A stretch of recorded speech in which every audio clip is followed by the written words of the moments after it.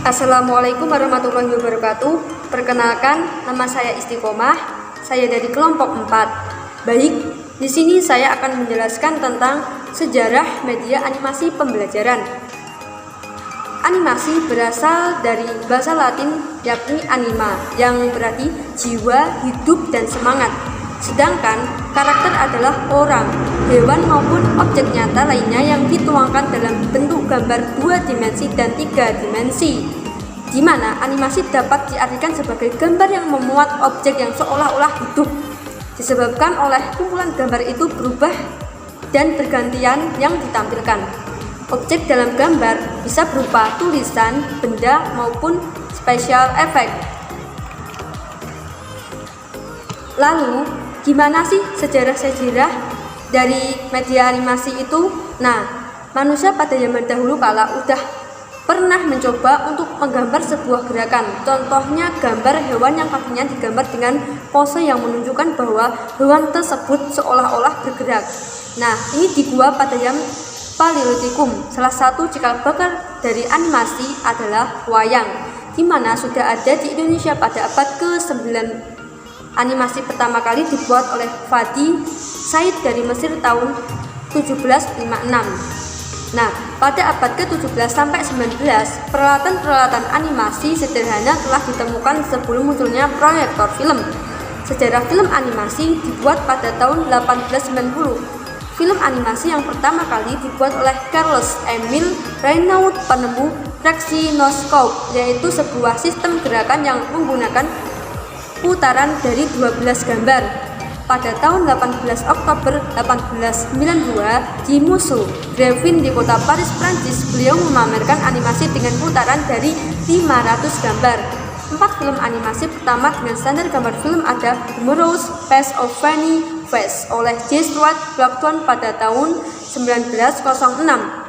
Kemudian tahun 1908, Emile Paul, direktur dari Prancis, menayangkan animasi Fantasmagorie, di mana animasi ini juga cukup terkenal. Lalu film animasi yang menggunakan boneka pertama kali dibuat oleh Władysław Sterwis yang berjudul The Beautiful Vanida pada tahun 1910.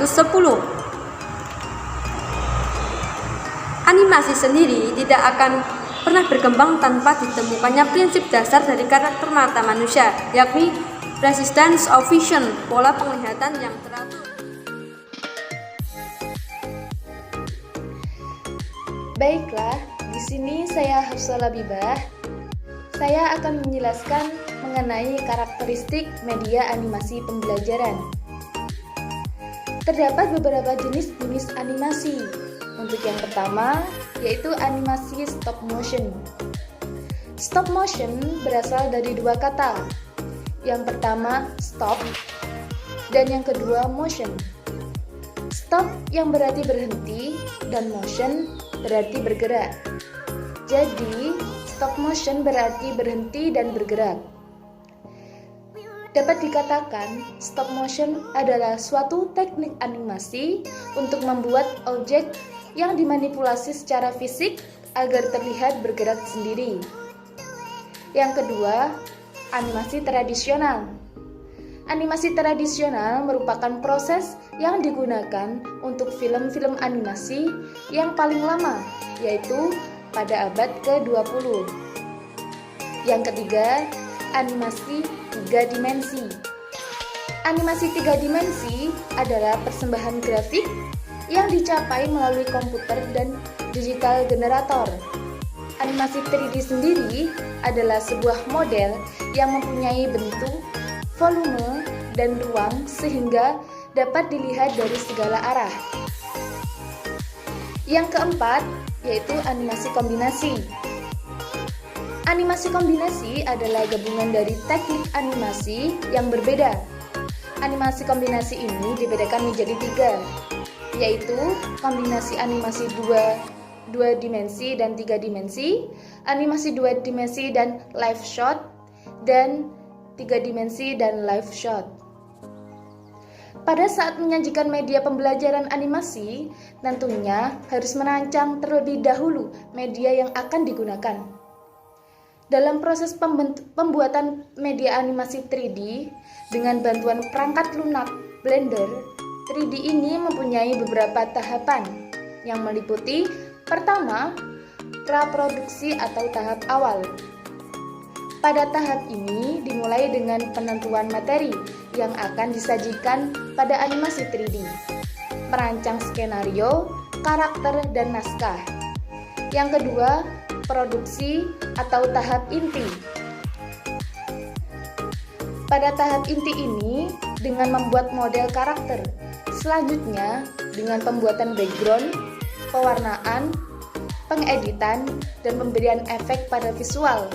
Setelah itu, semua objek digabungkan dan dilanjutkan dengan memberikan animasi seperti gerakan sesuai dengan naskah yang sudah dibuat. Selanjutnya adalah menginput audio dan teks. Dan yang terakhir yaitu pasca produksi atau tahap akhir. Pada tahap ini merupakan final dari objek yang sudah digabungkan. Kemudian dilakukan pengecekan kembali adalah adanya kesalahan. Apabila sudah tidak ada kesalahan, proses selanjutnya dengan mengeluarkan video animasi 3D secara keseluruhan. Lalu, pada tahap desain, proses pembelajaran dengan media animasi memiliki beberapa tahapan loh. Apa saja sih tahapannya? Yang pertama, tahap analisis. Pada tahap ini, dengan melakukan analisis kurikulum, karakter pada siswa, dan kebutuhan apa saja yang akan digunakan pada proses pembelajaran. Yang kedua, tahap desain. Pada tahap ini dengan melakukan penyusunan garis besar dari media dalam bentuk animasi. Yang ketiga, tahap pengembangan. Pada tahap ini terjadi dua proses, yaitu proses produksi dan pasca produksi. Pada proses produksi ini dengan pembuatan video animasi yang terdiri dari modeling, texturing, ringing, skinning, animating, lighting, dan rendering. Kemudian pada proses pasca produksi dengan proses penyelesaian. Dan yang keempat, tahap implementasi. Pada tahap ini, media animasi yang telah dibuat kemudian disajikan pada pembelajaran di kelas. Yang kelima, tahap evaluasi. Pada tahap ini dilakukan penilaian untuk mengetahui sejauh mana keberhasilan dari media animasi terhadap keberhasilan siswa. Itu saja yang bisa saya sampaikan. Untuk materi selanjutnya akan dijelaskan oleh teman saya. Baik, saya Muhammad Chandra Bahtiar. Di sini saya akan melanjutkan presentasi dari kelompok kami. Di sini saya akan menjelaskan mengenai manfaat media animasi dalam pembelajaran. Yang pertama, saya akan menjelaskan terlebih dahulu mengenai manfaat media pembelajaran. Manfaat media pembelajaran dibagi menjadi 5. Yang pertama yaitu dapat menjelaskan materi pembelajaran menjadi lebih singkat atau sederhana. Yang kedua yaitu meningkatkan keterkaitan peserta didik dalam proses pembelajaran. Yang ketiga yaitu memaksimalkan seluruh panca indera. Yang keempat, membimbing peserta didik menjadi lebih mandiri dalam meningkatkan wawasan. Kemudian yang terakhir yaitu memberikan informasi yang sama terhadap seluruh peserta didik. Selanjutnya saya akan menjelaskan mengenai manfaat media animasi dalam pembelajaran. Penggunaan media animasi dapat meningkatkan hasil belajar peserta didik. Selain itu, media animasi sangat berpengaruh dalam proses pembelajaran karena media animasi memiliki banyak manfaat.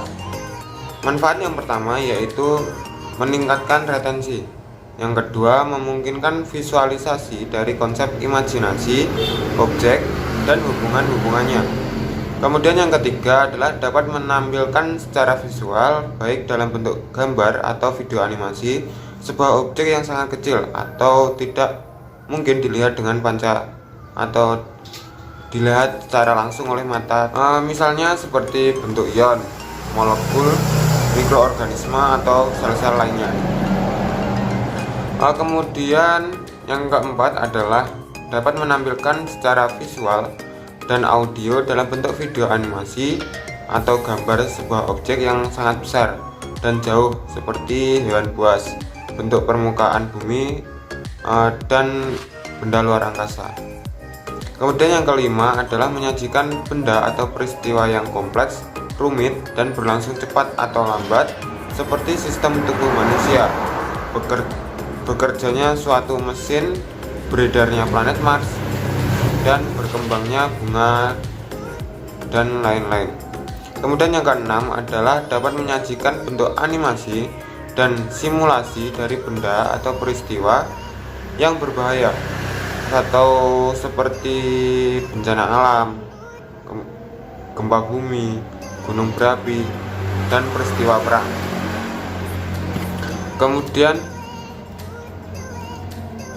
Kemudian manfaat yang berikutnya adalah dapat menampilkan berbagai simulasi yang rumit dalam bidang ilmu pengetahuan dan di bidang teknik. Kemudian yang terakhir adalah dengan animasi, siswa dalam belajar materi yang rumit menjadi lebih mudah dipahami dan dibayangkan.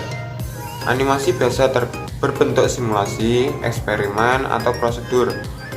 Dengan animasi, siswa mudah mengerti dan memahami suatu proses yang sulit diterjemahkan oleh teks dan gambar, seperti pembelahan sel, proses kimiawi, dan lain sebagainya. Mungkin itu materi yang dapat saya jelaskan. Untuk materi yang selanjutnya akan dijelaskan oleh rekan saya. Terima kasih. Baik, di sini saya akan menjelaskan mengenai klasifikasi media animasi pembelajaran. Media animasi pembelajaran dapat dijadikan sebagai perangkat ajar yang siap kapanpun digunakan untuk menyampaikan materi pembelajaran. Jenis-jenis media animasi dalam pembelajaran menurut Suwarman Ridwan itu dibagi menjadi dua. Yang pertama yaitu media animasi 2 dimensi dan yang kedua yaitu media animasi 3 dimensi. Yang pertama, media animasi 2 dimensi. Animasi ini yang paling akrab dengan keseharian kita dan biasa juga disebut dengan film kartun. Media animasi ini menggunakan objek 2 dimensi dengan gerak koordinat X dan Y saja atau koordinat ruang. Media animasi yang biasanya terdapat dalam CD interaktif kebanyakan menggunakan jenis animasi 2 dimensi. Contohnya saja Looney Tunes, Pink Peter, Tom and Jerry, Scooby-Doo, Doraemon, dan lain-lain sebagainya. Kemudian yang kedua yaitu media animasi 3 dimensi. Animasi 3 dimensi adalah perkembangan dari animasi 2 dimensi. Dengan animasi 3 dimensi, karakter yang diperhatikan semakin hidup dan nyata, mendekati wujud manusia aslinya.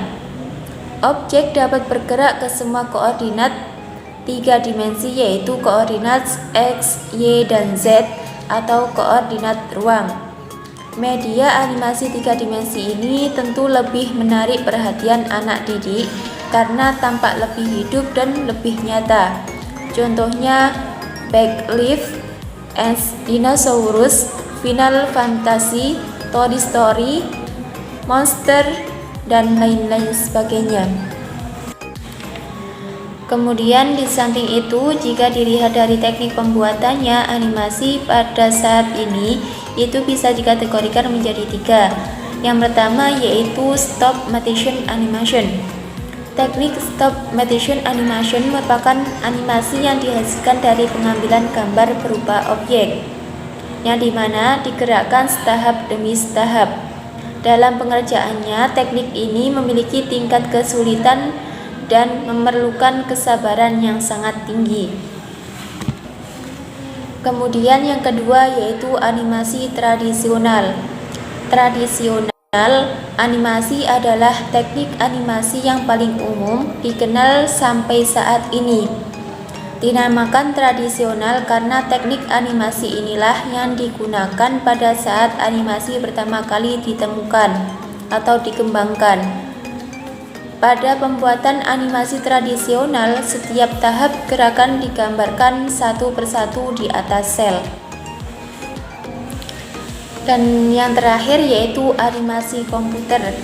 Sesuai dengan namanya, animasi ini secara keseluruhan dikerjakan dengan menggunakan komputer. Perkembangan teknologi komputer saat ini memungkinkan orang dengan mudah untuk membuat animasi. Animasi yang dihasilkan tergantung keahlian yang dimiliki oleh software yang digunakan. Perkenalkan, nama saya Sri Lestari. Di sini saya akan membahas materi terkait dengan kelebihan dan kekurangan media animasi. Setiap media literasi memiliki kekurangan sekaligus kelebihan. Media literasi animasi di sini yang dimaksud tentu media literasi animasi dalam dunia pendidikan yang memiliki kemampuan untuk memaparkan sesuatu yang rumit atau kompleks atau sulit untuk dijelaskan hanya gambar saja. Dengan kemampuan ini, maka media literasi animasi dapat digunakan untuk menjelaskan suatu materi yang secara nyata tidak dapat dilihat oleh mata. Dengan cara melakukan visualisasi, maka materi yang dijelaskan dapat tergambarkan. Selain itu, animasi sebagai media pembelajaran dapat dijadikan sebagai perangkat ajar yang siap kapan saja untuk mengajarkan sebuah materi yang telah dianimasikan oleh guru atau yang dibuat sendiri oleh siswa. Adapun kelebihan dari media animasi, yang pertama ialah media animasi lebih mudah diingat penggambaran karakter yang unik. Jadi, siswa akan lebih mudah mengingat penggambaran karakter yang unik. Yang kedua, efektif karena langsung pada sasaran yang dituju. Yang ketiga, efisien sehingga memungkinkan frekuensi yang tinggi. Kemudian yang keempat, lebih fleksibel mewujudkan hal-hal yang khayal. Yang kelima, dapat diproduksi setiap waktu. Yang keenam, dapat dikombinasi dengan live action dan kaya akan ekspresi warna. Kemudian yang selanjutnya ialah media animasi mampu menyampaikan sesuatu konsep yang kompleks secara visual dan dinamik.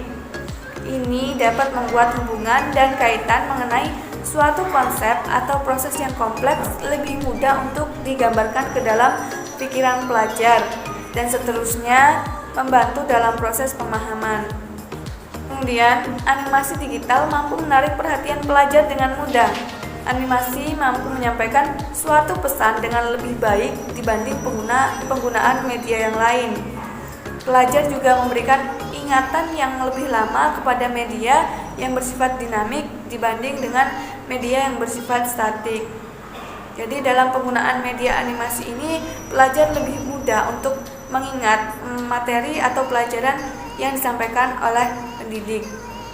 Kemudian yang selanjutnya ialah animasi digital. Animasi ini pelajar lebih mudah untuk mengingat materi atau pelajaran yang disampaikan oleh pendidik. Kemudian yang selanjutnya ialah animasi digital juga mampu digunakan untuk membantu menyediakan pembelajaran secara maya. Ini utamanya untuk keadaan di mana perkiraan sebenarnya sukar atau tidak dapat disediakan, membahayakan atau bahkan mungkin melibatkan biaya yang tinggi. Selanjutnya, animasi mampu menawarkan suatu media pembelajaran yang lebih menyenangkan. Animasi memang mampu untuk menarik perhatian, meningkatkan motivasi siswa, serta merangsang pemikiran pelajar yang lebih berkesan. Semuanya akan membantu dalam mengurangi beban kognitif pelajar dalam menerima suatu materi pelajaran atau pesan yang ingin disampaikan oleh para pendidik. Jadi media animasi ini lebih mudah atau mengurangi beban para peserta didik dalam menerima suatu materi, sehingga materi yang disampaikan oleh guru itu dapat dengan mudah untuk diterima. Selanjutnya, media animasi juga memiliki kelemahan.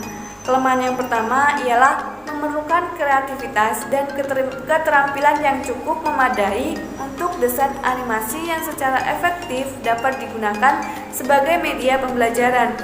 Jadi media animasi ini membutuhkan kreativitas dan keterampilan yang memadai yang bisa digunakan untuk menyampaikan sebuah materi.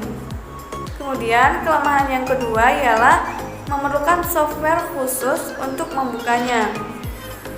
Yang ketiga, guru sebagai komunikator dan fasilitator harus memiliki kemampuan memahami siswanya, bukan memanjakan dengan animasi pembelajaran yang cukup jelas tanpa adanya usaha belajar dari penyajian informasi yang terlalu banyak dalam satu frame cenderung akan sulit dicerna oleh peserta didik itu sendiri. Demikian materi yang bisa saya sampaikan. Sebelumnya saya mohon maaf yang sebesar-besarnya apabila dalam penyampaian materi tadi terdapat kesalahan. Terima kasih atas perhatiannya. Semoga bermanfaat untuk kita semua. Wallahul muwaffiq ila aqwamit thoriq. Wassalamualaikum warahmatullahi wabarakatuh.